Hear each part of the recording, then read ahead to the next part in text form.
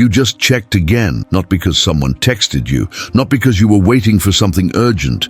It's because 3 minutes of mental silence felt too dangerous. Your mind started filling the space, and before the thought could even take shape, you already had your phone in your hand, scrolling anything just to occupy the emptiness. And now you're there, 5 tabs open in the browser, notifications checked, emails open for the 3rd time. You're not looking for anything. You're just busy. Busy is different from alive, but it feels safer, and there's a strange sensation in your chest. It's not fear yet. It's lighter than that. More like a constant urgency, a feeling that you need to stay ready. Ready for what? You don't know. But if you stop, if you slow down, if you let your mind stay quiet for too long, something bad might show up. Some problem you haven't seen yet, some mistake you haven't made yet, some future you haven't prevented yet. You don't realize it yet, but that decision, the moment you chose to fill the silence, has a name, and when something has a name, it loses power. Stay with me. By the end, you'll see the exact moment this begins. This video doesn't start at the beginning. It starts after you've already decided to protect yourself, after the alarm has already gone off, after you've already chosen to stay occupied. We're not going to argue about whether that was helpful or harmful. We're going to go back in time, slowly, and look at the invisible moment when you chose to predict instead of feel, because that decision, to control, to anticipate, to prepare, wasn't paranoia. It was fast intelligence. It was your brain trying to save you from a pain it believes is coming. The problem wasn't protecting yourself once. The problem is that you protect yourself so many times a day that now protection itself has become the threat. And when fear of the future becomes routine, you don't notice you're building your own anxiety. You only notice the exhaustion. This video won't give you a perfect method. It won't promise peace of mind. It won't tell you to just live in the present. This video is adult. It recognizes that the world is unpredictable, that there are things you can't control, that preparing makes sense. But it will also show you how this quick decision, this impulse to anticipate, quietly builds something you don't want. It shapes your identity. It defines how you wake up in the morning, and slowly it erodes your ability to trust that you can handle life when it actually happens. Because every time you anticipate a problem, you're not just preparing, you're confirming a belief about the future, a belief you already carry a little bit. And the more you anticipate, the more true it feels. The belief is this: if I don't control everything, something will fall apart. Jake was 29. He worked as a project analyst at a consulting firm. Good at what he did. He always delivered complete reports. He predicted risks. He organized timelines. His co-workers admired his ability to think of everything. His bosses trusted him. Jake was reliable. But Jake woke up tired. Not physically tired, mentally tired. That heavy feeling of already solving problems before getting out of bed. He'd open his eyes, and the first thing that showed up was a list. Not a written list, a mental one, automatic, invisible. Meeting at 10. I need to review slide 3. What if the client asks about the budget? I should prepare an answer. And Friday's delivery. Will João send the report on time? Better text him now. And that bill due next week, I should just pay it early. 7:30 in the morning. Jake hadn't even gotten out of bed, and he was already exhausted. He didn't realize it, but every morning he made the same decision: to occupy his mind before it could occupy him. Because if he left it empty, it would fill the space with worry, and worry without action was unbearable. So he acted. He anticipated, he checked, he controlled, and for a few minutes it felt like he was in control. But the control never lasted long, because the future always had more scenarios, more variables, more what-ifs. And the more Jake tried to predict, the more there was to predict. It was like trying to empty the ocean with a bucket. Jake didn't know it, but he was training his brain to look for danger. Every time he anticipated a problem and solved it early, his brain learned, the world is dangerous, and you need to stay alert all the time. And the brain is a good student. It learns fast. So Jake started anticipating things that weren't even problems yet. Conversations that hadn't happened. Conflicts that might never exist. Mistakes he hadn't made. And every time he anticipated, he felt a brief relief. 1 second of, okay, that's handled. But right after, Something else appeared, and then another, and Jake never stopped solving. He checked email before going to sleep, replied to messages on the weekend, redid tasks that were already finished just to be sure. He couldn't watch a movie without pausing 3 times to check his phone. He couldn't have a conversation without his mind already jumping to the next task. He was always one step ahead, but he could never rest in the step he was in. And there's something about living in the future all the time. You never actually arrive, because the future is a moving line. The more you chase it, the farther it gets, and the farther it gets, the more you feel like you have to run. Jake didn't realize it, but he wasn't preparing for the future. He was running from the present, because the present had something the future didn't: uncertainty. And uncertainty for Jake was unbearable. So he filled his time, occupied his mind, made lists, solved problems that didn't exist yet, and he called that responsibility. But underneath responsibility, there was fear. Fear of failing, fear of disappointing people, fear of not being able to handle things, fear that if he relaxed for even a second, everything would collapse. And that fear had a name. Jake just didn't know it yet. The alarm isn't a sound. It's a rush, an internal rush, invisible, constant. It pushes you toward the next thing before you finish the first. It makes you check your phone in the middle of a conversation. It stops you from sitting and just sitting. It turns rest into guilt. The alarm is that voice that says, what if it goes wrong? What if you forget? What if it's not enough? What if someone gets disappointed? What if you fail? It doesn't shout, it whispers. And the more you obey it, the louder it gets. The alarm doesn't actually want to protect you. It wants to keep you busy, because busy feels safe. Busy feels productive. Busy feels responsible. But busy is also exhausted, and the alarm doesn't care. It rings when you wake up. It rings when you're in traffic. It rings when you try to sleep. It rings in the middle of a hug. It rings when you're trying to relax. And every time it rings, you have a choice. You can feel the urgency, let it sit there, breathe inside it, and choose not to react yet, or you can obey. And when you obey, the alarm learns. It learns that it works. It learns that you respond. It learns that all it has to do is whisper "what if," and you'll already be checking, anticipating, fixing. And then it rings more often. Jake obeyed all the time. When the alarm said, "What if Joan doesn't send the report?" Jake was already texting him. When it said, "What if the client asks about the budget?" Jake was already preparing an answer. When it said, "What if you forget something?" Jake was already making a list. He didn't realize it, but he was training the alarm to ring louder. And the alarm is like a muscle. The more you use it, the stronger it gets. Jake thought he was being responsible, thought he was preparing, thought he was preventing problems, but he was creating anxiety, because anxiety isn't worrying about the future. Anxiety is trying to control the future right now, and the future isn't available right now, so you get stuck, trying to hold something that hasn't arrived, trying to solve something that might never happen, trying to prepare for every possible scenario. And the more you try, the more scenarios appear, because the mind is very good at creating what-ifs.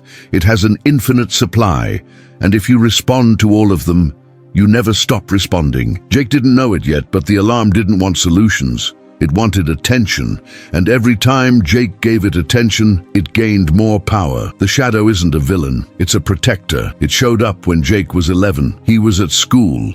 Math test. He had studied, but not enough. When the teacher handed out the paper, Jake looked at the first question and didn't know the answer. His stomach tightened, his hands got sweaty, his mind went blank, and he thought, "I should have studied more." It wasn't the grade that hurt. It was the feeling that he had failed to prepare, that if he had predicted better, he could have avoided that moment. And that day, without realizing it, Jake made a decision. He decided he would never be caught off guard again. He decided he would anticipate, predict, control, prepare for everything. And that decision made sense. It worked. Jake started studying more, making lists, reviewing material before tests, preparing better, and it worked so well that he carried that decision into adult life. Except now he wasn't preparing for tests. He was preparing for conversations, for meetings, for weekends, for relationships, for life itself. And the preparation that used to be a strategy became a prison, because Jake could no longer relax. He could no longer trust that he could handle things when they happened. He needed to handle them before they happened. And that had a name. Its name was the controller. The controller is the part of you that makes fast decisions to avoid the feeling of helplessness. It doesn't want you to fail. It doesn't want you to be caught off guard. It doesn't want you to feel that tightness in your stomach. So it anticipates, predicts, occupies, controls, and at first it looks like it's working. You avoid some problems. You feel prepared. You get praised for being responsible. But over time, the cost shows up because the controller never rests. It doesn't trust. It doesn't delegate. It doesn't allow mistakes. It doesn't allow improvisation. It doesn't allow the present. It only allows the future, and only a controlled future.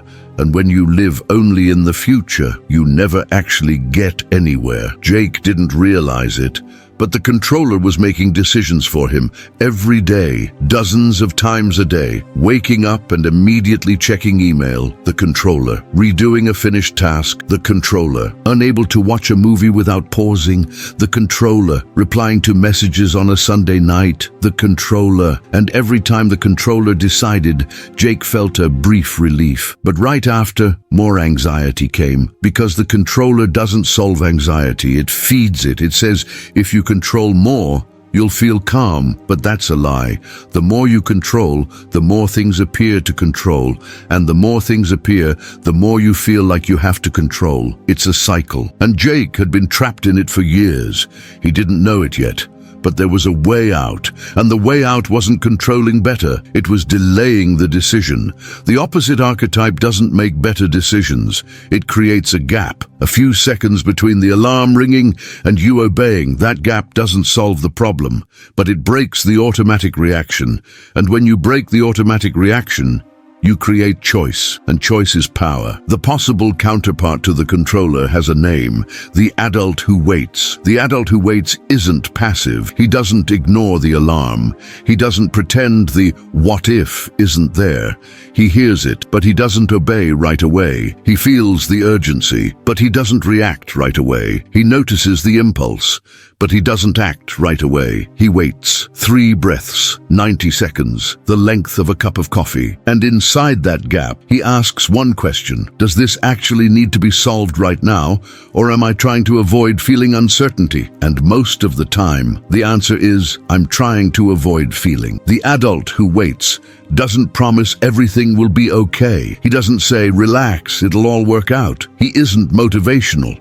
He's realistic. He says, it might go wrong, and if it does, you'll deal with it when it happens. Dang, and that's radically different from trying to predict every possible scenario, because you can't predict every scenario. You never could, you never will, but you can learn to trust that when something happens, you'll have the resources to handle it. And trust isn't naivety, it's training. Jake started training the adult who waits on a Tuesday morning. He woke up, the alarm rang, the mental list began to appear, and for the first time, Jake didn't obey right away. He stayed lying there. 3 breaths, and he asked, does this need to be solved right now? The answer was no, but the controller insisted, what if you forget? What if it goes wrong? Jake breathed again and quietly said, if I forget, I'll deal with it when I remember. And nothing extraordinary happened. The world didn't collapse. His work didn't fail. But Jake gained 2 minutes of presence.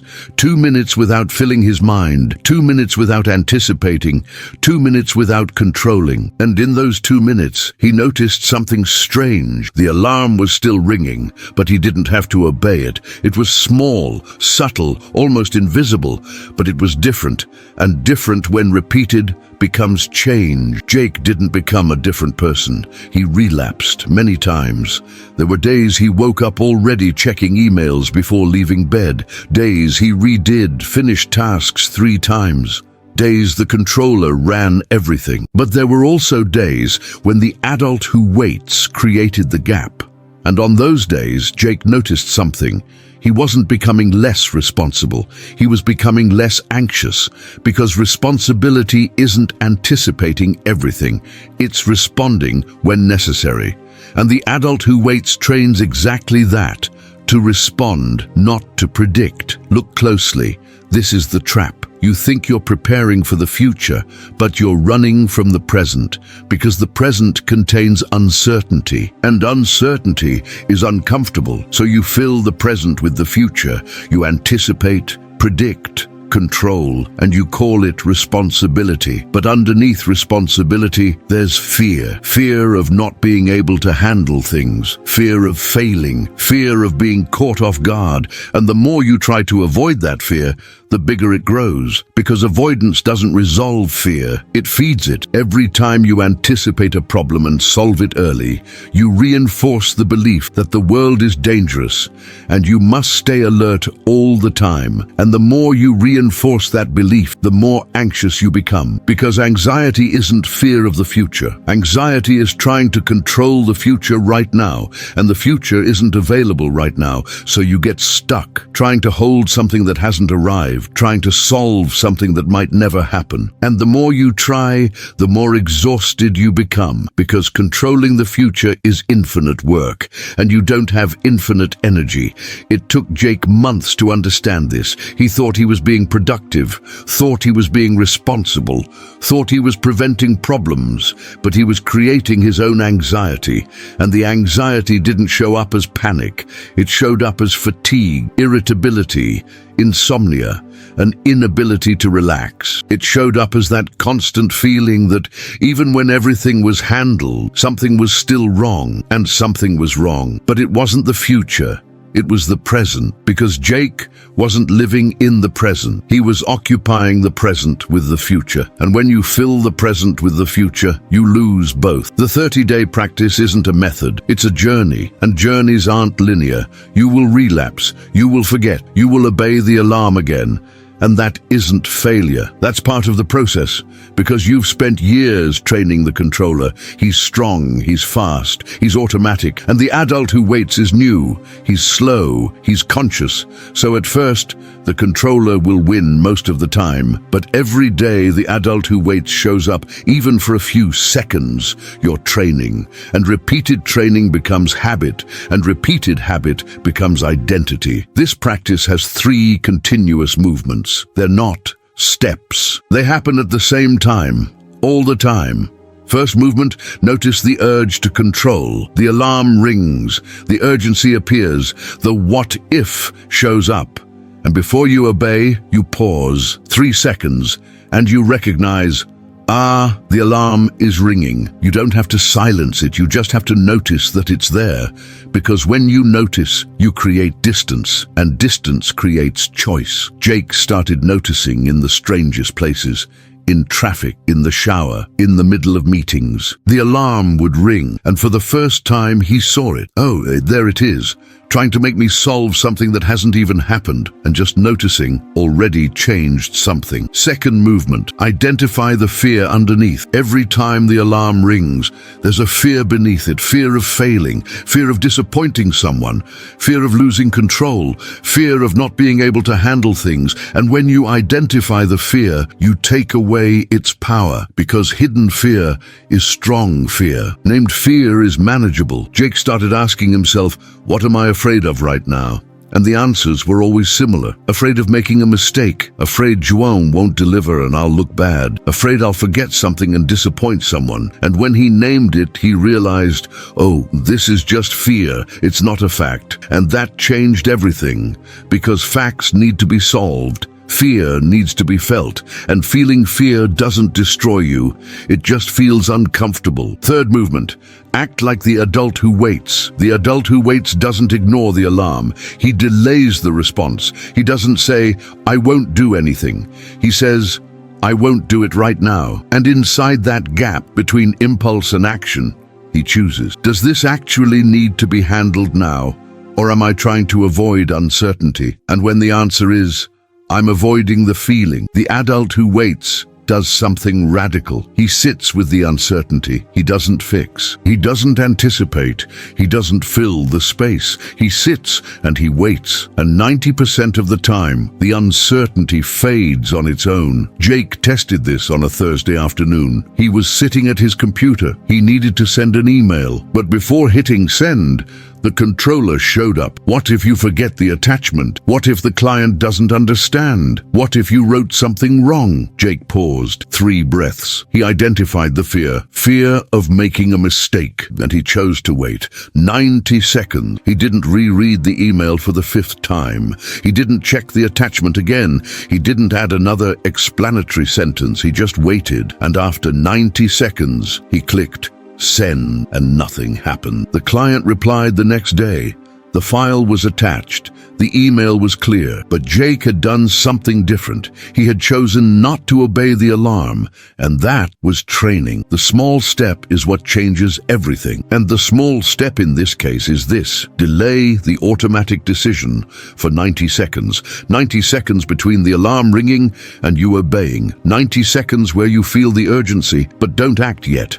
90 seconds where you recognize the fear, but don't try to erase it. 90 seconds where you trust that if it's truly urgent, you'll know. And if it isn't urgent, you don't have to act right now. Jake started applying this in small situations. The urge to check email before bed. Wait 90 seconds. The urge to redo a finished task. Wait 90 seconds. The urge to send a message on Sunday night. Wait 90 seconds. And most of the time, after 90 seconds, the impulse faded because it wasn't real urgency. It was the controller trying to avoid uncertainty. And uncertainty, when you sit with it for 90 seconds, loses strength. There were times it didn't work. There were times Jake waited and still obeyed the alarm. Times when the controller won, and that was expected because you don't change years of patterns in a few weeks. But every time Jake created the gap, even when he obeyed afterward, he was training, and repeated training builds muscle, and strong muscle supports a different choice. One real day,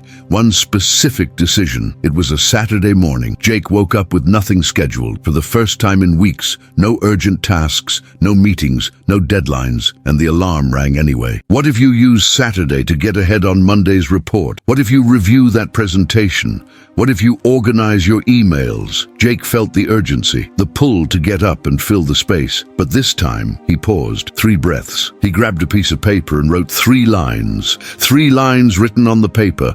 Automatic decision: get up now and get ahead on Monday's work to avoid feeling like I'm wasting Saturday. Fear underneath. Fear that if I relax today, something will go wrong Monday. And fear that I don't deserve rest while there's still work I could do. Small step of the adult. Sit on the couch for 10 minutes with no phone, no task, just feeling the boredom and the uncertainty of doing nothing. Jake left the paper on the table, and he sat on the couch. It wasn't comfortable. The controller shouted for 5 minutes. You're wasting time. You should be getting ahead. You'll regret this on Monday. But Jake stayed there 10 minutes, and after 10 minutes, he noticed something. The world hadn't collapsed. Monday came.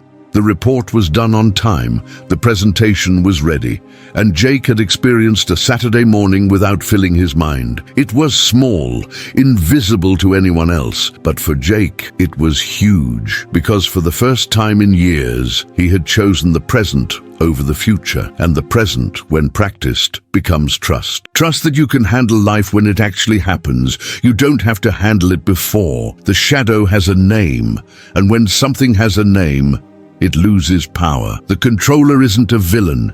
He's a protector. He showed up to save you from painful surprises, to prepare you, to give you a sense of safety. But over time, he became the insecurity itself, because the more you control, the more there is to control. The more you anticipate, the more the present disappears. And the more the present disappears, the more anxious you feel. This video didn't promise a cure. It didn't promise instant peace. It didn't promise you'd stop feeling fear, but it showed you something important. You don't have to obey the alarm every time it rings. You can create a gap, 90 seconds, 3 breaths, the length of a cup of coffee, and inside that gap, you can choose. Choose to feel uncertainty instead of filling your mind. Choose to trust that you can handle things when they happen. Choose the present instead of the future. And that isn't easy. It isn't fast. It isn't comfortable. But it is possible. And possible, when repeated, becomes real. The small step is what changes everything, and the small step is this: delay the automatic decision. Don't ignore it. Don't deny it. Don't pretend the alarm isn't there. Just delay. And in the delay, create choice. And in the choice, build trust. And in the trust, find the present.